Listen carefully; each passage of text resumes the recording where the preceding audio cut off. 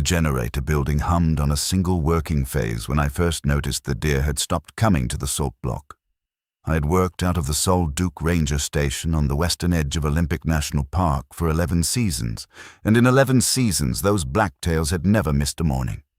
Not in rain, not in snow, not the summer the trail crew set up a chainsaw rebuild station 40 feet from the block and ran 2 strokes for a week straight. The deer came anyway. They were used to us. They were used to the diesel smell, the truck doors, the radio squelch bleeding out of the open bay door.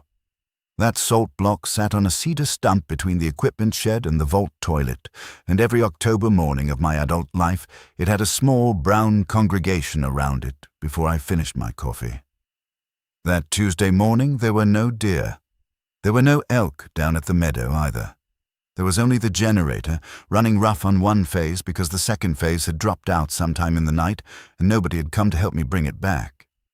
I want to be honest about the timeline, because I've thought about that morning maybe 1,000 times since, and I know memory rearranges things to make itself feel smarter than it was.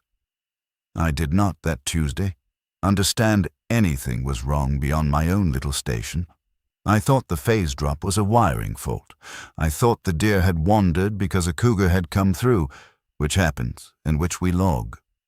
I thought the reason nobody had answered my 7 o'clock check-in on the district repeater was that Marcy at Port Angeles Dispatch was probably on the phone with her sister again, and Kim, who ran the maintenance channel, took Tuesdays off in October because that was elk season for her husband. I did notice that Highway 101 sounded wrong. You don't hear 101 from the station exactly, but you feel it. There's a resonance the pavement gives off when logging trucks are moving between Forks and Port Angeles, a low pulsing hum that vibrates the plywood floor of the bunkhouse if you sit still and pay attention. That hum had been part of my hearing for a decade. That Tuesday morning it wasn't there. I stood on the porch in my long underwear and unlaced boots, drinking coffee out of the chipped Rainier mug that Doug had left behind when he retired in June, and I listened for the highway, and the highway was quiet. I told myself it was the fog. Fog does strange things to sound in that valley. The Solitude River runs cold enough to throw a low ceiling most autumn mornings, and the ceiling swallows engine noise the same way it swallows the tops of the hemlocks. I told myself Doug's mug was making the coffee taste like tin because I hadn't scrubbed it properly. I told myself the phase drop was probably a chewed wire out at the transfer switch because we had a pack rat problem in the shed and I had been putting off the trap job. I told myself a lot of things that morning, and each thing I told myself was reasonable, and each thing was wrong. The last patrol had left the day before. That is the part that matters, and the part I keep coming back to. The last patrol had left the day before, and I had watched them go, and I had not thought anything of it. Rick Alvarado and a seasonal named Bree drove the green Tacoma out of the compound at 4 p.m. Monday with the tailgate rattling and Bree's dog Otis in the passenger footwell. Rick rolled his window down and said, "We're going to sweep down to Calalock and swing back through Forks tomorrow. Radio if you need anything," and I said, "Roger that," and he honked twice and they were gone. That was the last vehicle to leave Solitude Ranger Station under any authority I recognized. I stood in the compound long enough to watch the dust settle in the road, and then I went back inside and reheated a bowl of chili that had already been reheated once. I did not know it was the last patrol. I only knew it was Rick. At 8:30 that Tuesday morning, I walked out to the transfer switch to look at the phase drop, and the pack rat theory turned out to be wrong. The wiring was clean. The breaker had tripped on the utility side, not our side, which meant the problem was outside my little compound, somewhere between me and the Bonneville substation in Sappho. That was the kind of thing you called in. So I walked back to the office and picked up the desk phone, which had a real landline, one of the last real landlines on that stretch of the peninsula, and I got a dial tone that sounded thinner than usual, and then nothing at all when I punched the utility number. It didn't ring, it didn't fail, it just held silence, like the switch on the other end had been unplugged mid-call. I tried the district office. Same silence. I tried my sister in Bremerton, which was not procedure, but which I did because I wanted to hear a voice. Same silence. I hung up and sat at the desk and looked at the phone for a long time. The wall clock ticked. The generator ran rough outside. I could hear the river down through the trees, and a raven calling somewhere near the campground loop, and my own breathing, which had gone shallow without my permission. I want to explain the geography, because you have to see the place to understand why I did what I did, or didn't do. Solitude Ranger Station sits about 12 miles up the Solitude River Road, off Highway 101, on the western flank of the Olympics. The compound is small, a main office with a public counter, a back bunkhouse with 4 cots and a wood stove, an equipment bay with 2 service bays and a parts loft, a fuel shed with a 500-gallon diesel tank and a smaller gas tank, a vault toilet and the generator building, which is really just a plywood shack over a 15-kilowatt Kohler. Behind the compound, the old growth starts and doesn't stop until it hits the ridge. In front, the road runs down through second growth and cedar salvage cuts and finally spits you out at 101 near Fairholme. From Fairholme, it's 40 minutes east to Port Angeles or an hour south to Forks. Everything I could reach on foot from the station was wet, dense, and hard. Everything I could reach by truck depended on the road being open and the truck starting. The truck was a 2014 F250 with 230,000 miles on it. It started that morning, which mattered later. By 10, I had made a decision that seemed sensible. I would drive down to 101, check whether the highway was actually empty or whether I was fooling myself, and swing east toward Fairholme to see if the ranger contact station there had anyone in it. If not, I'd keep going to Port Angeles and figure out at the district office what was happening. I left a note on the counter for anyone who might come in, which was a habit I couldn't shake, and I locked the office and I got in the truck. The Solitude Road was empty, but the Solitude Road is often empty in October. I didn't think anything of it until I hit the campground turnoff and saw the Rest family's rental sedan still parked at Site 14, tent set up, cooler open, 1 folding chair tipped over. No people. The tent flap was zipped. The chair was tipped away from the fire ring, not toward it, which is the wrong direction for someone getting up in a hurry. I sat in the truck with my foot on the brake and looked at the site for maybe 2 minutes. And then I got out and walked over and called hello and got no answer and did not open the tent because opening the tent felt like something I would not be able to undo. I wrote the plate number in my pocket notebook and I got back in the truck. Later, I could not explain to myself why I hadn't opened the tent. I think I already knew, on some animal level, that I did not want to know what was in it, and I think the animal was right. At 101, the highway was not empty. It was worse than empty. There were 3 cars pulled onto the shoulder heading east. No drivers. Doors closed on 2 of them. Driver's door open on the 3rd. There was a logging truck 100 yards down toward Forks, parked in the westbound lane with its load still strapped, hazards not on. The engine was running. I could hear it idling from where I sat at the stop sign. The cab was empty. I want to be careful here. I did not, at that moment, think about disease. I did not think about a chemical spill. I did not think about any of the things I would later think about. I thought about my daughter, Ellie, who is 19 and goes to school in Bellingham. And I thought about my ex-wife Diane, who lives in Sequim with her second husband, and I thought about Rick and Bree and Otis somewhere down toward Calalock. And I thought about whether I had enough diesel in the compound tank to run the generator for a week. Those 4 thoughts happened in about 2 seconds, and in that order, and I have never been able to rearrange them into something more noble.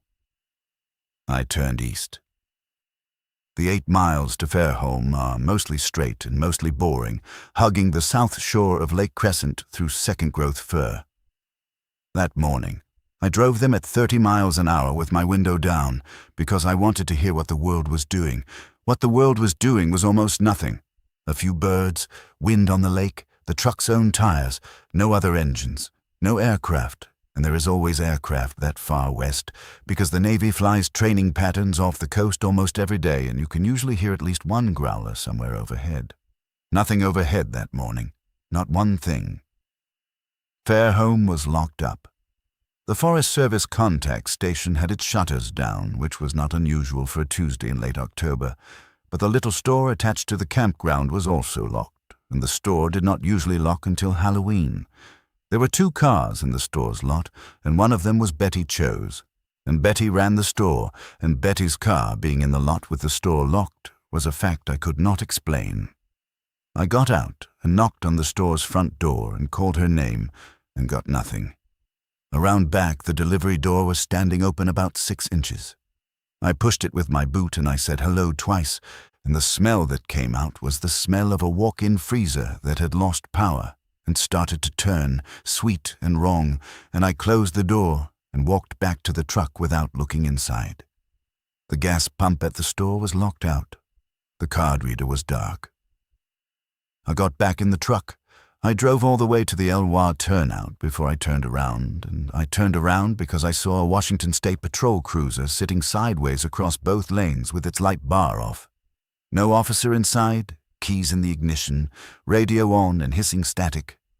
And something about that cruiser sitting there with its door open told me that whatever was happening east of me was not something I could drive into and drive back out of.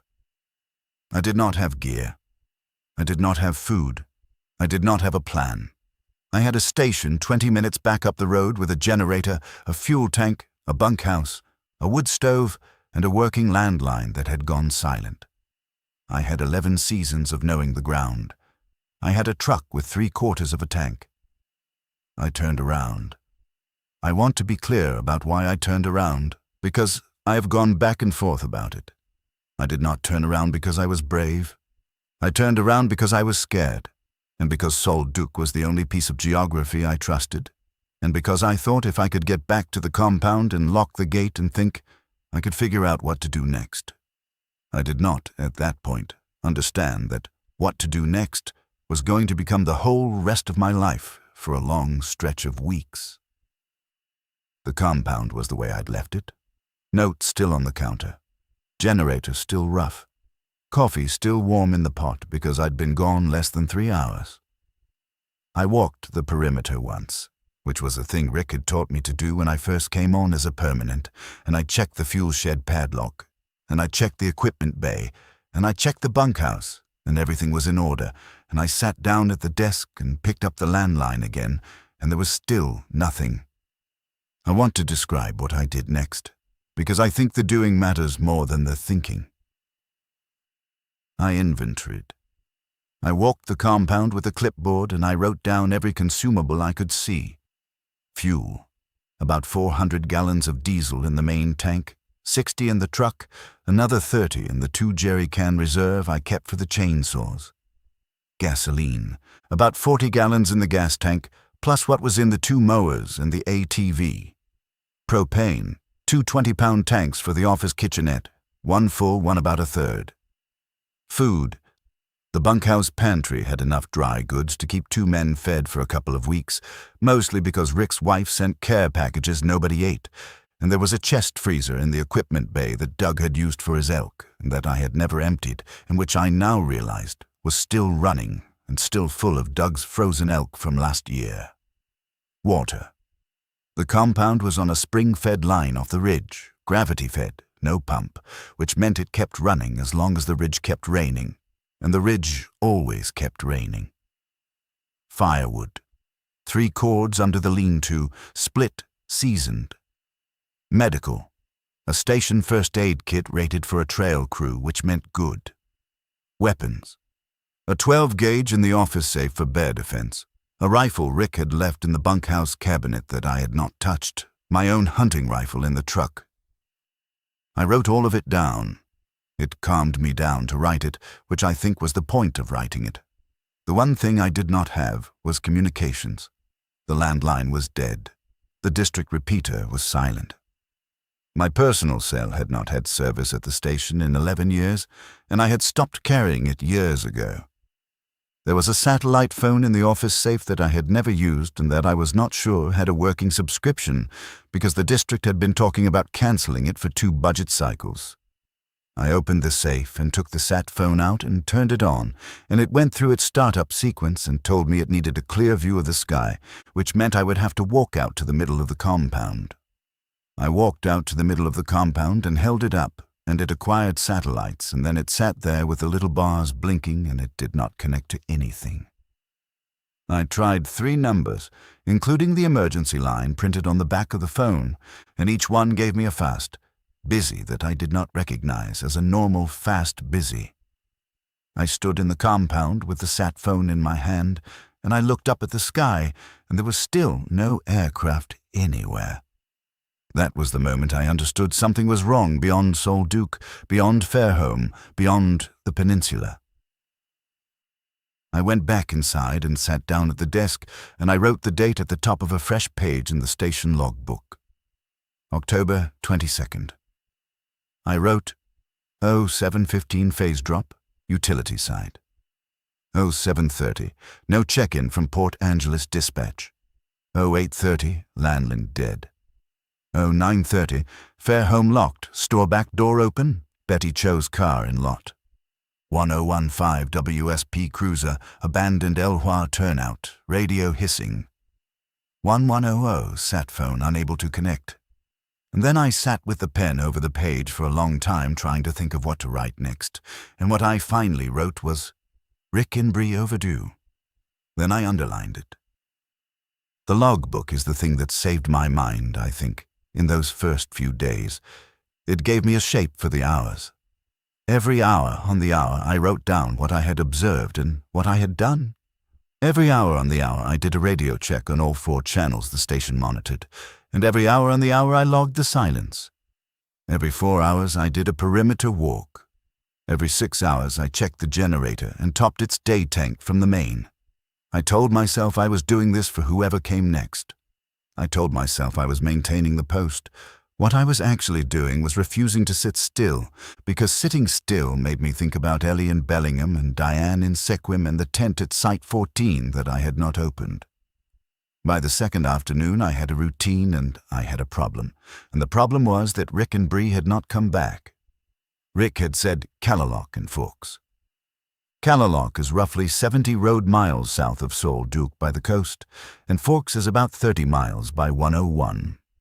A sweep like that took maybe 12 hours if they did it right, longer if they stopped to help someone, longer still if they overnighted at Calalock, which Rick sometimes did because he had a cousin who ran a cabin down there. Overnighting was not unusual. Not coming back by Tuesday evening was unusual. Not coming back by Wednesday afternoon was a problem. I stood at the compound gate at about 3 on Wednesday, looking down the road toward 101, and I made a decision. I would spend the next many days second-guessing. I decided I was not going after them. Not yet. Not that afternoon. I had 1 working vehicle, 3/4 of a tank, a station full of resources that would matter to anyone who reached me, and a road system that was clearly not safe to drive on without more information than I had. Rick was more experienced than I was. Rick had a radio, a truck, a partner, a dog, and better instincts than mine. If Rick was in trouble, me driving into the same trouble alone would not help him. If Rick was fine and just delayed, me leaving the station empty was worse than useless. I told myself all of that at 3, and by 4 I was packing a go bag anyway, because the mind does not obey the mouth. At about 4:30, a truck came up the Solduke Road. I heard it before I saw it, and I want to describe the sound, because I had not heard an engine on that road in almost 36 hours, and the sound of it did something to my chest I was not prepared for. It was a diesel, not gas, and it was running on all cylinders, and it was moving slow, maybe 20 miles an hour, which is the speed you drive when you don't want to hit a deer or miss a turnoff. I walked out to the compound gate, and I stood behind the fence post with the 12-gauge leaned against the fence on my side where the driver couldn't see it, because I had made that decision at some point without deciding it. And I waited. The truck was a white Chevy with a camper shell, county plates, no markings. and the man who got out of it was maybe 60, thin, wearing a Carhartt jacket and jeans and boots that had seen work.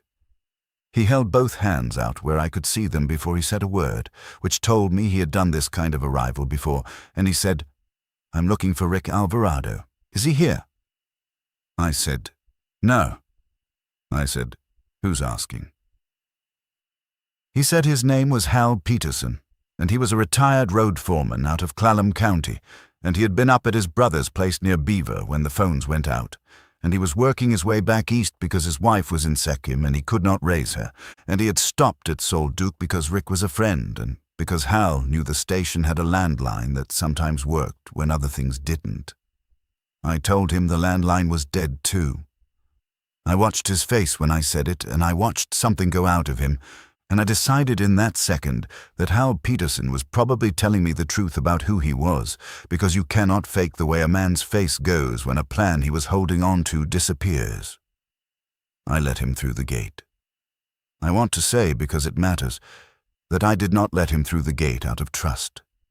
I let him through because he was old and tired and alone, and because turning him away would have made me a person I did not want to be, and because he had information I did not have, and information was the resource I was shortest on. I sat him down at the office desk, and I poured him coffee from the pot that had been sitting since morning, and I asked him what he had seen between Beaver and here. He said, "Not much, and that was the problem."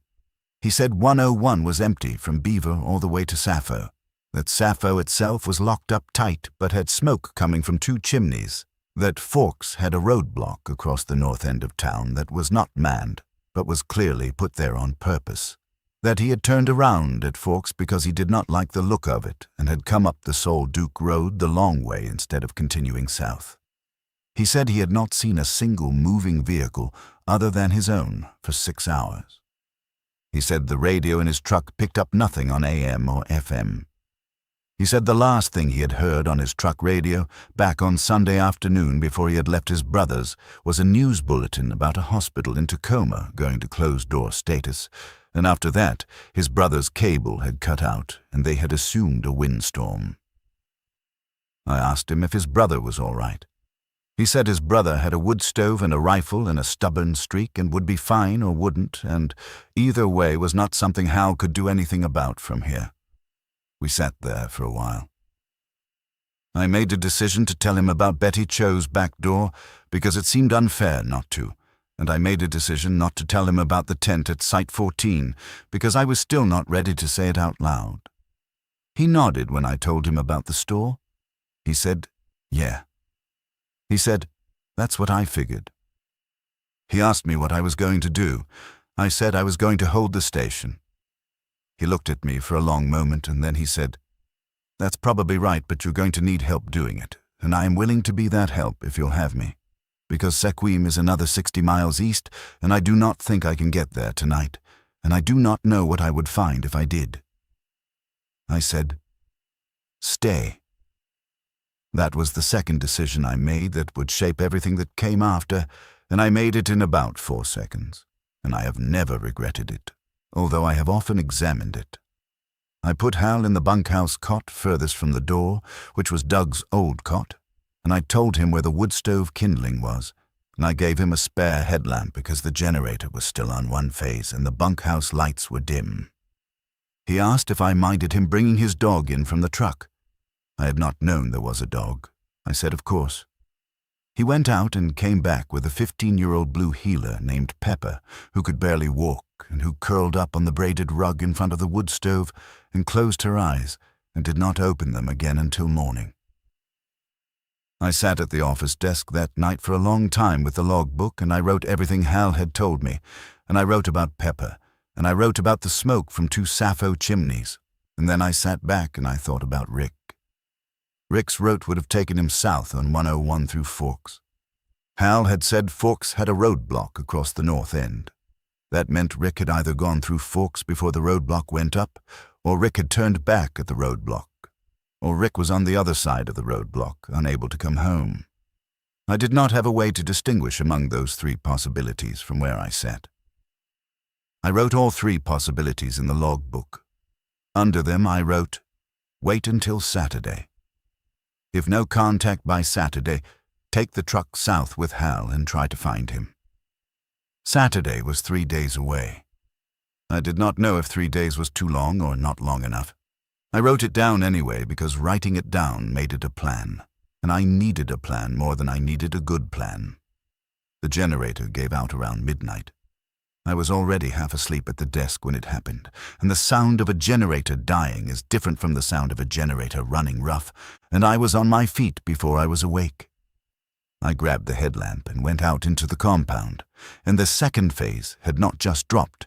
The whole thing had shut down, and when I opened the plywood door, I could smell hot metal and something else, something like burned insulation, and I knew before I put the light on it that the cola was done.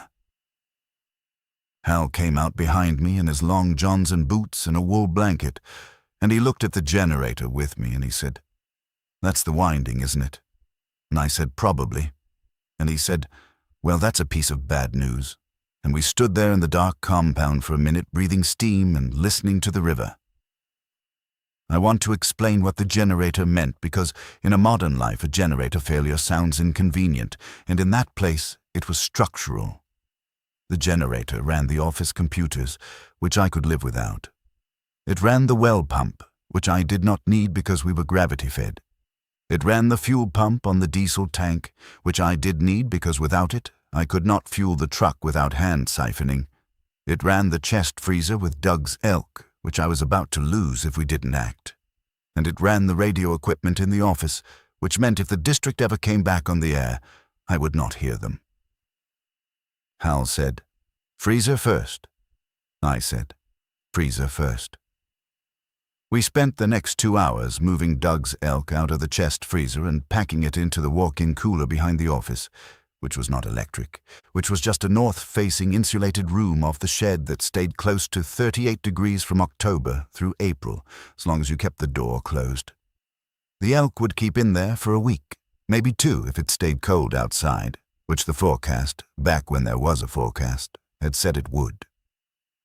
We carried the packages by headlamp, 1 armload at a time, and neither of us spoke much except to say up or down or door, and by the time we were done my back was gone and Hal's face was gray and Pepper was standing in the doorway of the bunkhouse watching us with her old cloudy eyes.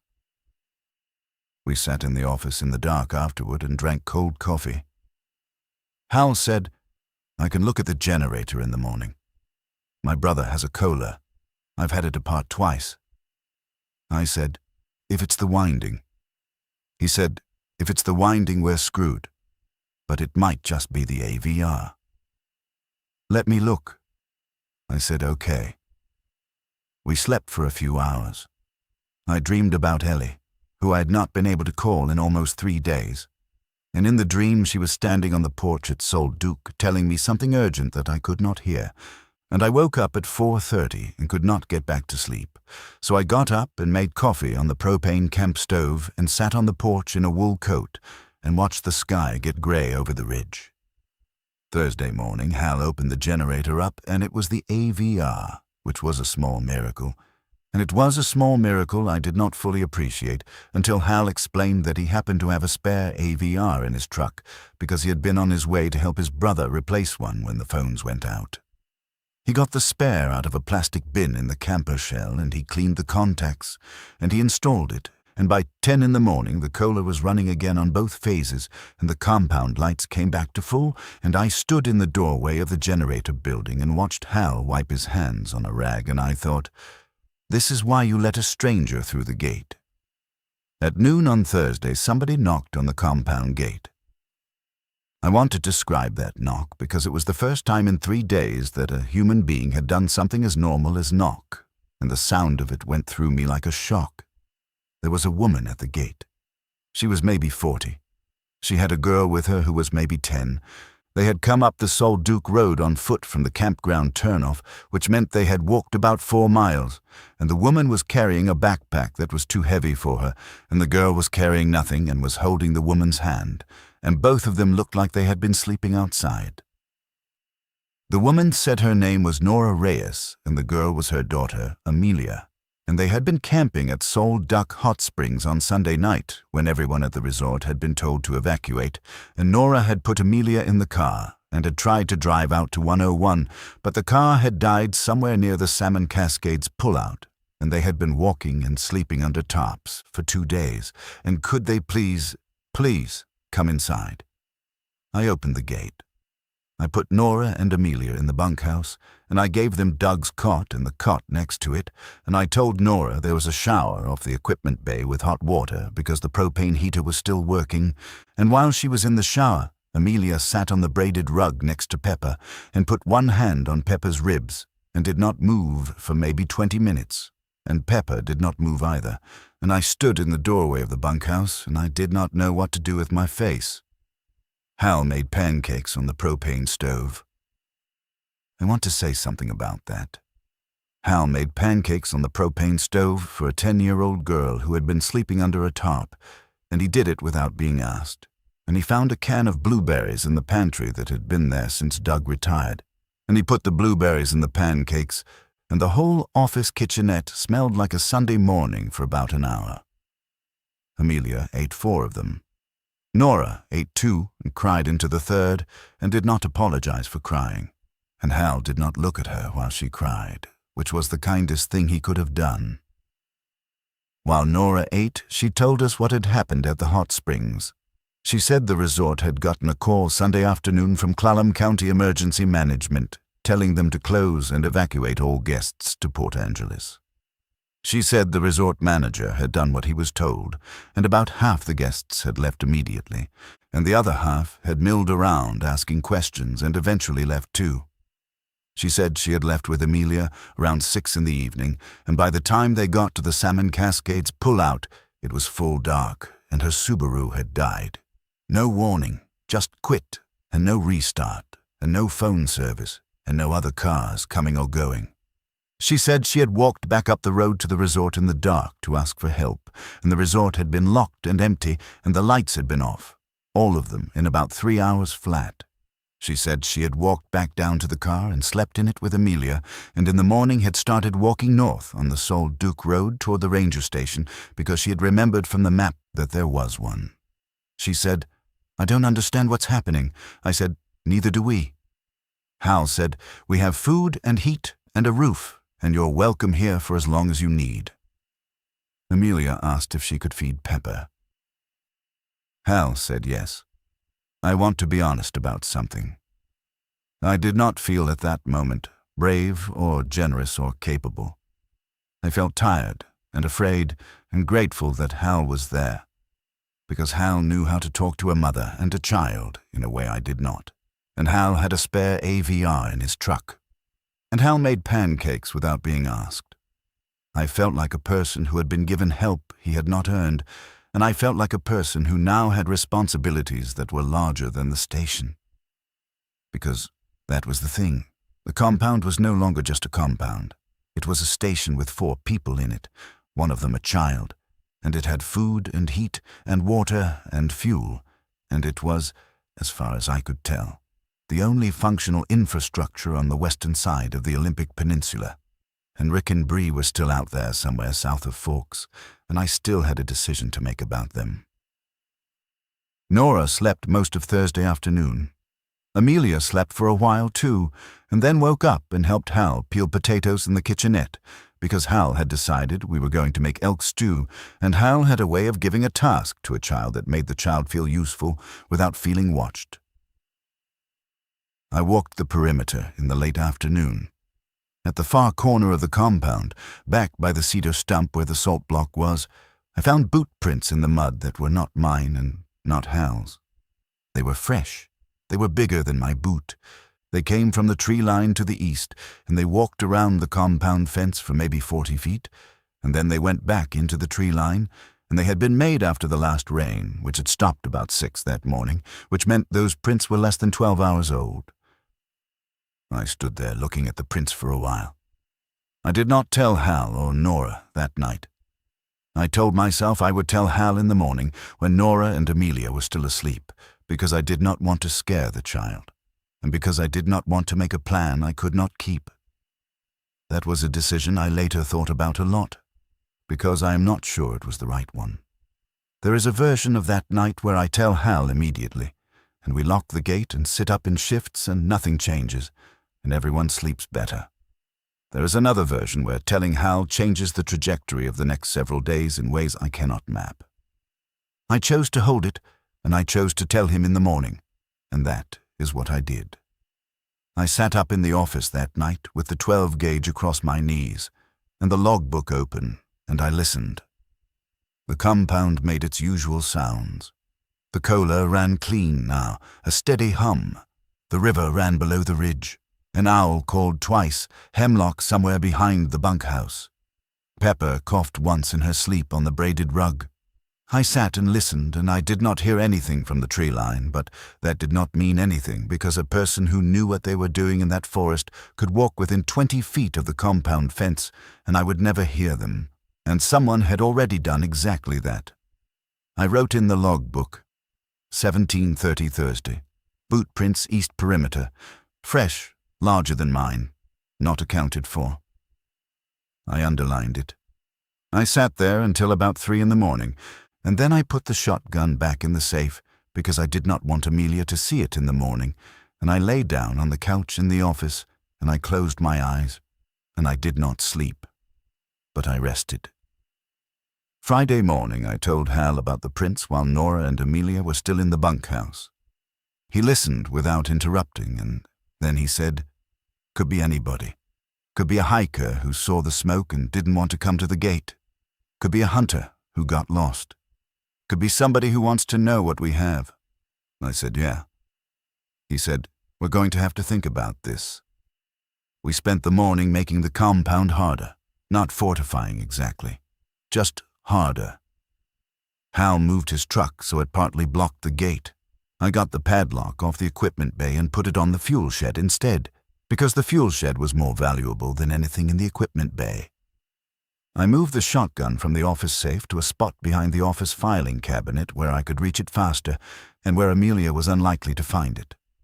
I took the rifle Rick had left in the bunkhouse cabinet and I gave it to Hal, and Hal looked at it and worked the bolt and nodded and set it down next to his cot.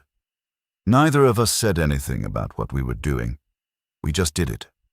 Around 11, Nora came into the office with Amelia and asked if there was anything she could do to help, and I gave her the task of going through the office pantry and inventorying everything on a legal pad, because it was a real task that would keep her occupied, and it was a task I actually needed done.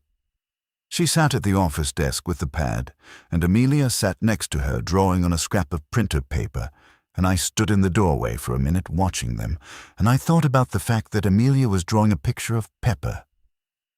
Around 1 in the afternoon, we heard the second vehicle come up the road. It was not a diesel. It was a gas engine, running hot, and it was moving faster than a person should move on that road. Hal and I were in the equipment bay when we heard it, and we walked to the gate together without running, and I put my hand on the fence post next to where the shotgun was leaned inside the equipment bay door, and Hal stood back a step where he could see the gate and the tree line at the same time. It was a green Tacoma. I want to describe what I felt when I saw the green Tacoma coming up the Solitude Road, because for a second I thought Rick had come back, and my chest did something that was not exactly relief and not exactly hope, more like the feeling of a held breath being allowed to move. It was not Rick. The Tacoma pulled up to the gate and stopped, and the man driving it was not Rick, and there was no Bree, and there was no Otis. The man driving it was maybe 35, wearing a green Forest Service jacket that did not quite fit him, and he had a bandage on his left forearm that had been done well, with real gauze and real tape, not something improvised. He rolled his window down and he said, "Are you the tech here?" I said, "I'm the maintenance supervisor. Where did you get this truck?" He said, "Calalock." He said, "My name is Devin Marsh, and I got this truck from Rick Alvarado 4 days ago at Calalock, and Rick told me if I made it up here to tell you what happened, and I have been trying to make it up here for 4 days." He said, "Rick is not coming back. I want to stop and describe the compound at that moment, because I have thought about it many times." The cola was humming clean. Nora was inside the office with the legal pad. Amelia was drawing Pepper. Hal was 10 feet behind me with the rifle in the bunkhouse and his hands loose at his sides. The sky over the ridge was a low gray, and the smell of the elk stew from the night before was still hanging in the compound air, and Devin Marsh was sitting in Rick's truck at my gate telling me that Rick was not coming back. I opened the gate. I brought Devin into the office. Nora looked up from the legal pad, and I saw her take Devin in, and I saw her decide something about him, and I saw her not move Amelia away, which was the choice I would have wanted her to make. Hal came in and stood by the door. I sat Devin down at the desk, and I gave him coffee, and I said, "Tell me." He told me. Slowly, because he was tired and out of order, because he was not a professional talker, and I did not push him to be neat about it. He said he was a seasonal fisheries biologist working out of Kino, and he had been down at Calalock on Monday morning doing a survey when a Coast Guard boat had come into the beach and told everyone on the beach that they needed to get inland immediately. And he had gone up to the campground and found the Calalock Ranger Station in chaos, and Rick and Bree there trying to help evacuate visitors. He said something had happened offshore. He could not tell me what, because he did not know. He said the Coast Guard people had been wearing masks and had not gotten out of the boat, and they had not said the word disease, and they had not said the word spill, and they had not said the word attack. They had just said inland. Now.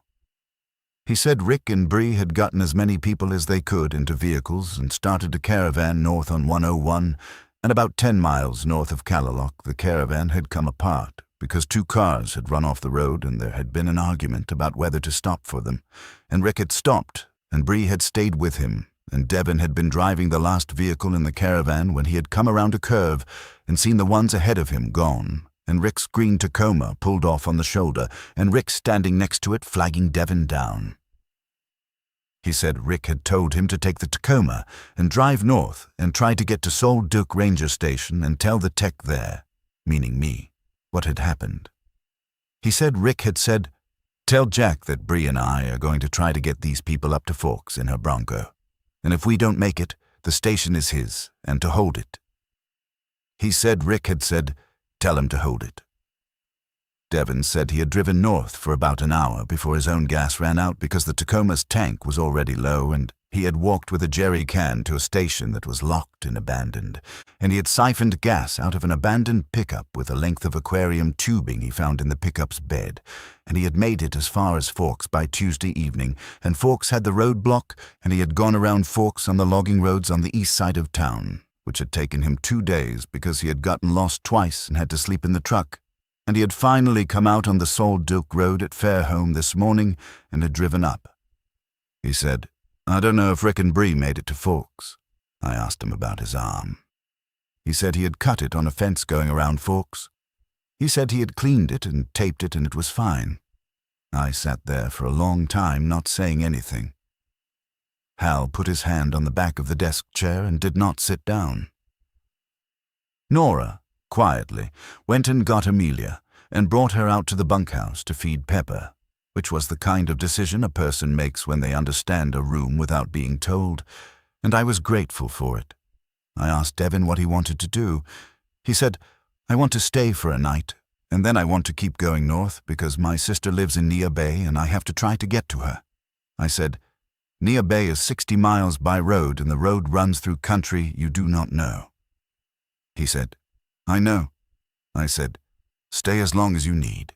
If you go north, take food and a proper first aid kit and one of our maps." He said, "Thank you." That was Friday afternoon.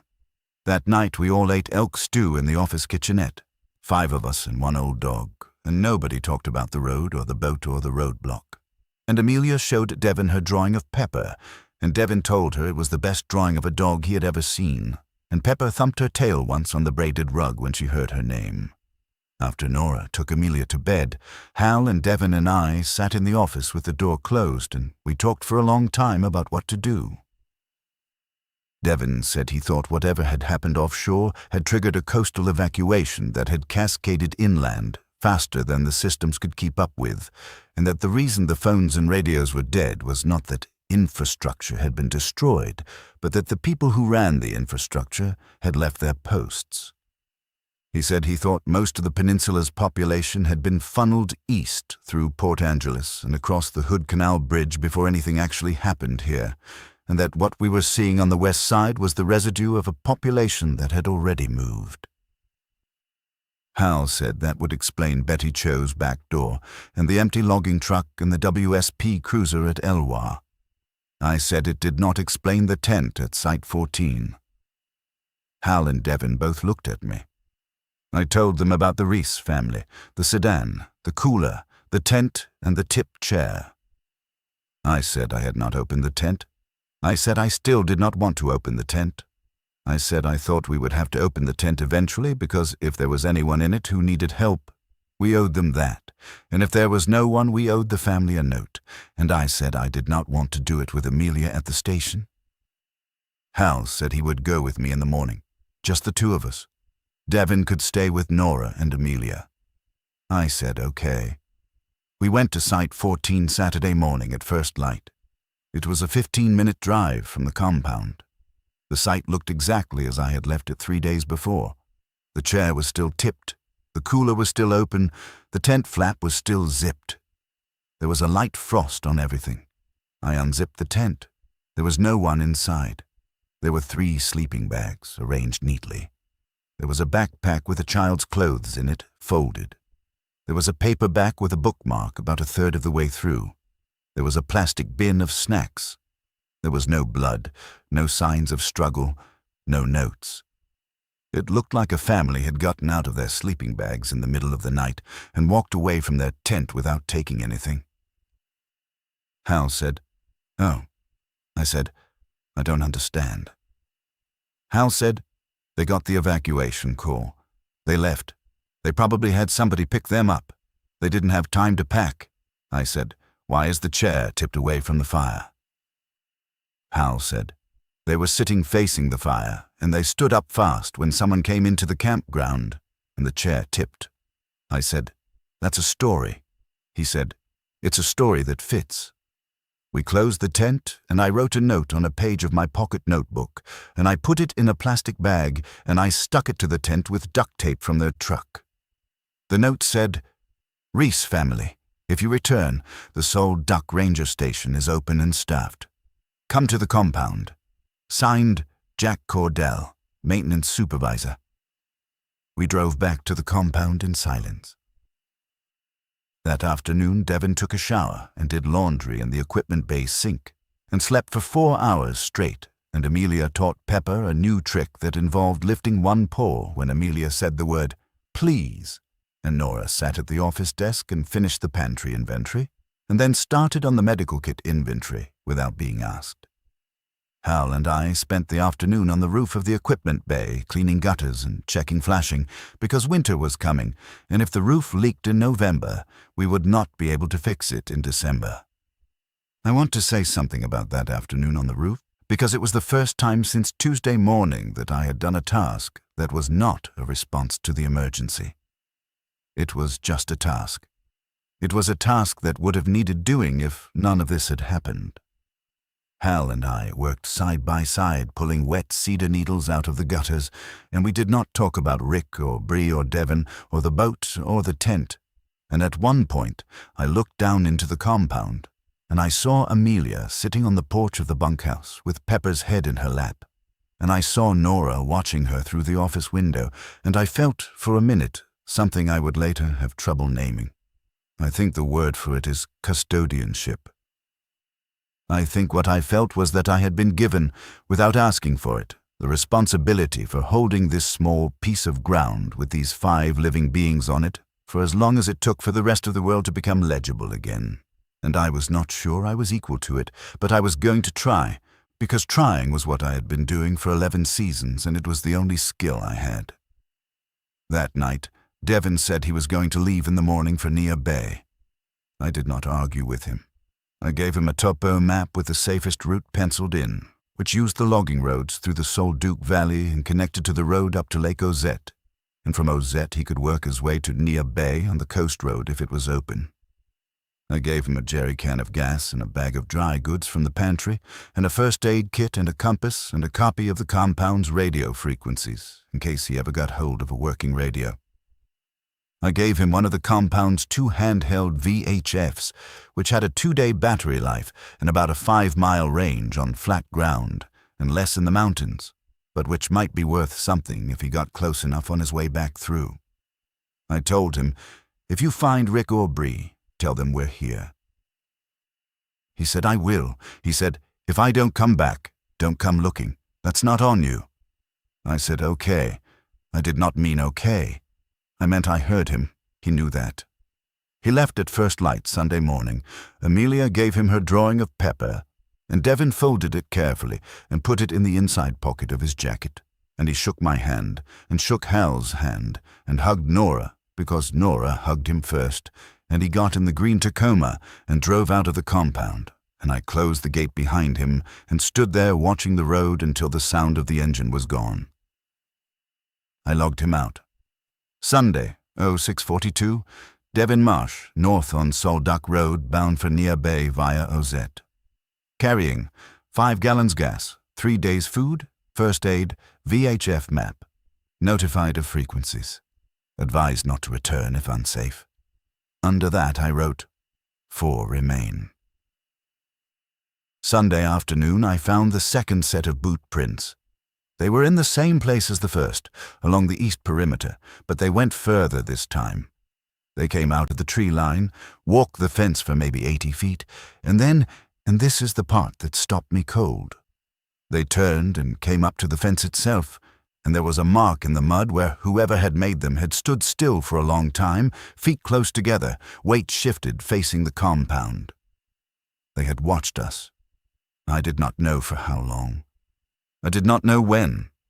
I did not know from what distance. I walked back to the office and I told Hal, and Hal looked at me for a long moment, and then he said, "We need to set up a watch tonight." We did.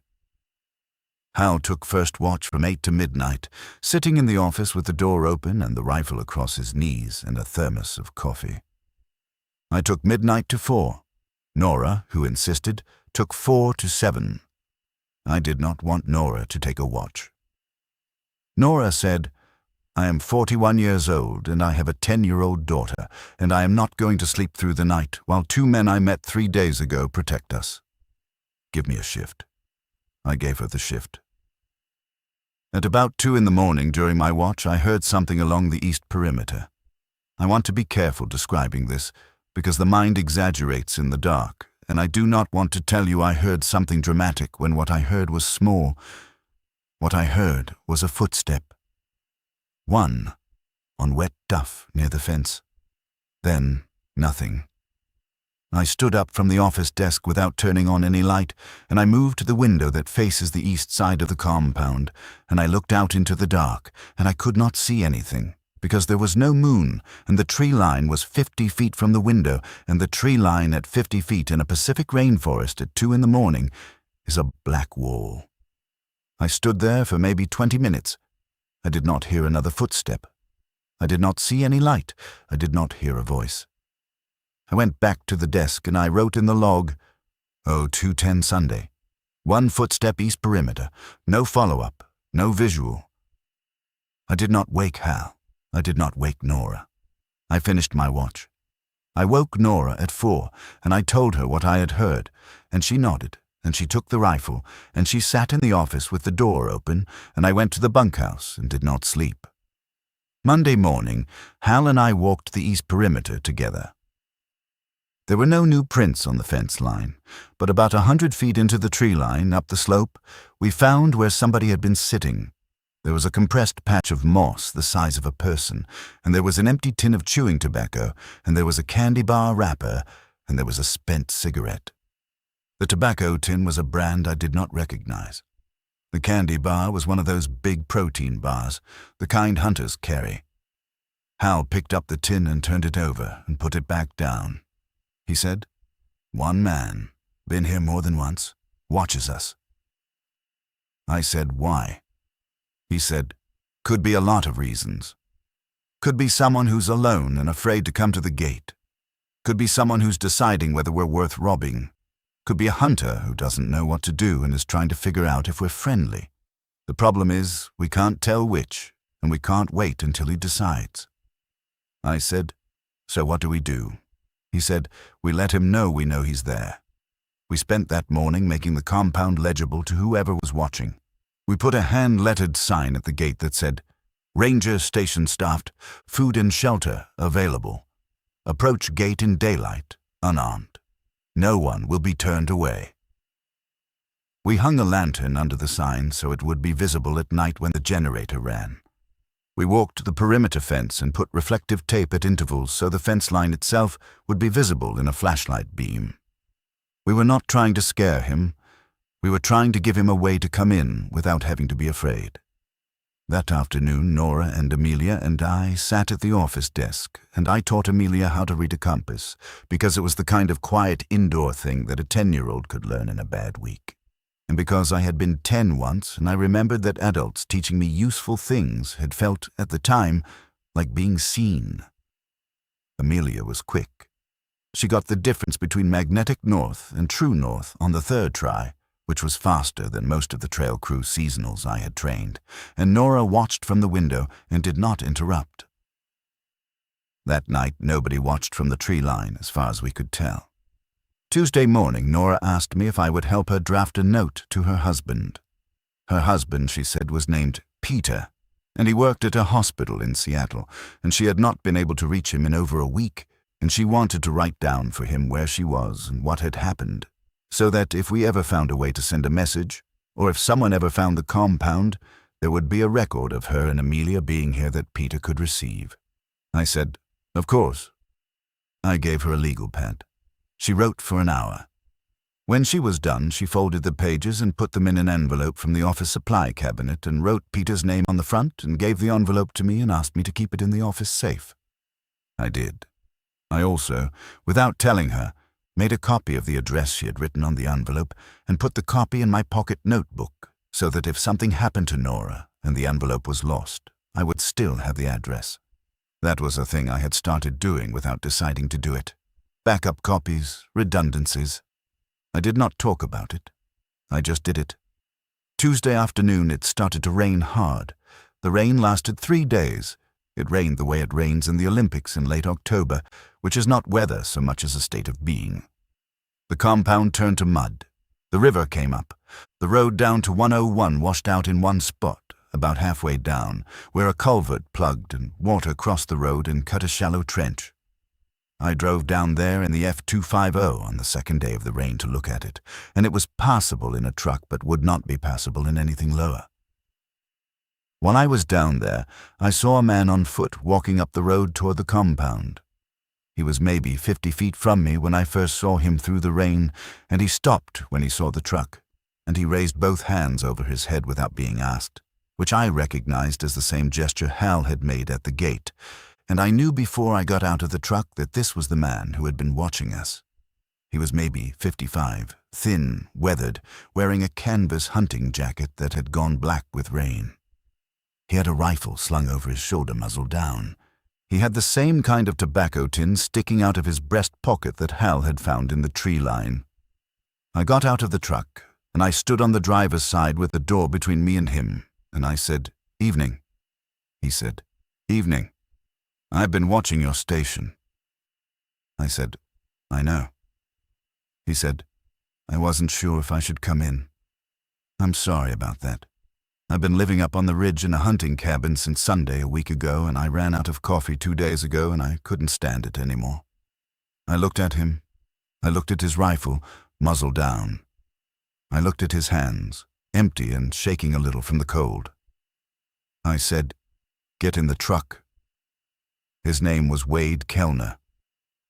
He was a retired millwright from Port Townsend who owned a small hunting cabin on the ridge above Solitude, which he had been at for the elk opener when the phones went out, and which he had stayed at because he did not trust the roads and because his cabin had a wood stove and a well and food for a month. He said he had walked down twice to look at our compound because he had seen our smoke, and he had wanted to know who was there, and he had not come to the gate because he had not been sure whether we were people he wanted to know or not, and he had decided, finally, that anyone who put up a sign like the one on our gate was probably safe. I drove him back to the compound. Hal met us at the gate with the rifle across his forearm, which was as ready as Hal ever looked, and I introduced them, and Hal looked at Wade for a long moment and then nodded and lowered the rifle and opened the gate. Wade stayed. That made 5 of us, 6 with Pepper. I do not want to make Wade's arrival into more than it was.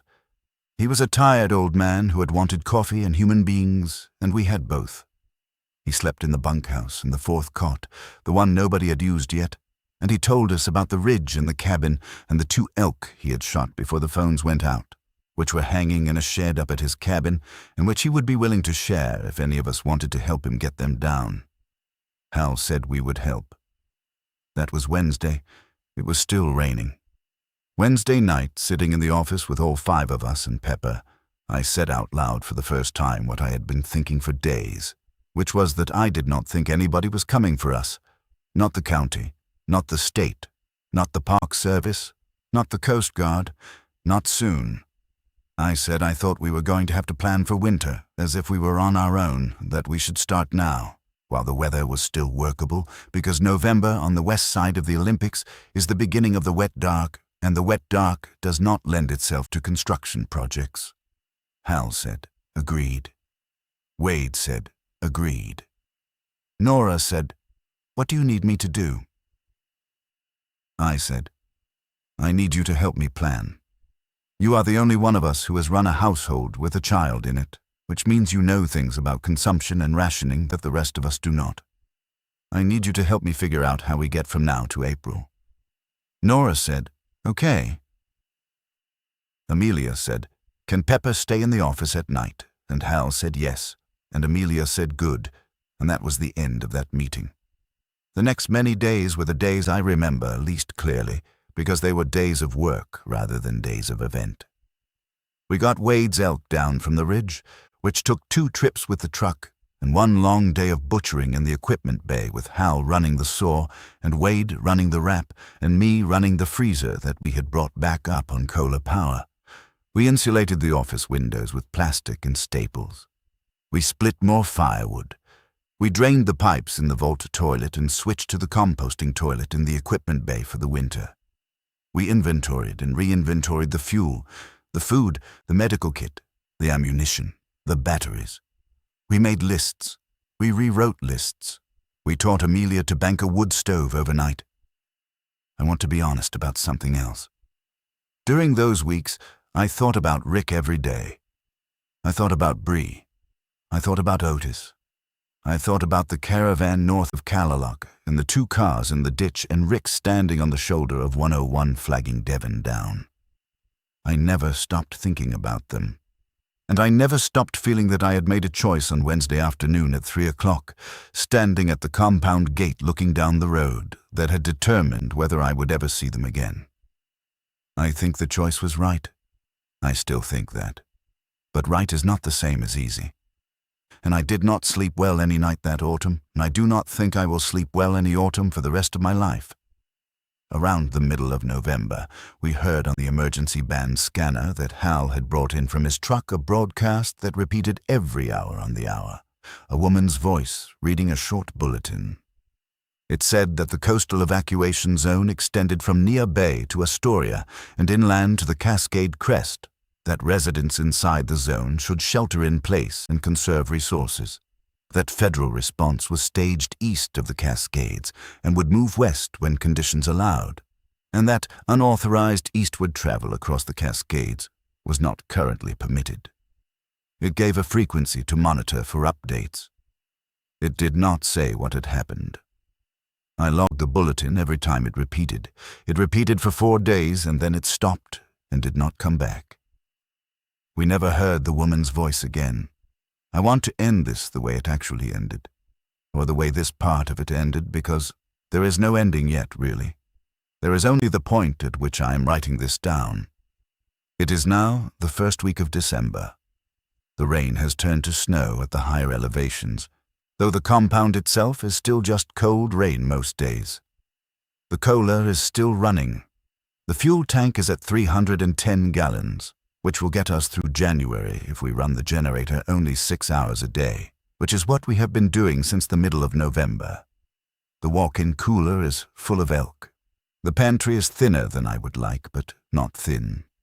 Pepper is still alive, though slower. Amelia can bank a wood stove better than I can. Nora and I have worked out a rationing plan that should get 5 people to the beginning of April without any of us losing weight we cannot afford to lose. Hal has taken over most of the mechanical maintenance because he is better at it than I am. Wade has taken over most of the hunting and the trap line because he is better at it than any of us. I have kept the log and walked the perimeter and monitored the radios and made the decisions I had to make. We have not heard from Rick or Bree. We have not heard from Devon. We have not heard from anyone else on the peninsula, though we have seen smoke twice from what looks like a chimney about 6 miles south of us. And one of these weeks, Hal and I are going to walk down there and knock on the door. We have not been visited by any authority, official or otherwise. I still do not know what happened offshore. I have theories. I have gone over them with Hal and Wade 100 times, and none of them are satisfying, and I have stopped trying to satisfy myself. Whatever it was large enough to empty the coast, and small enough or slow enough that we were left in place, and remote enough that no one has yet come to tell us it is over. I keep the logbook because I said I would. I keep the station because I said I would. I do not know if any of it will matter. I do not know if anyone will ever read what I have written, or drive up the Sol Duke Road to relieve me, or answer any of the frequencies I still scan on the hour.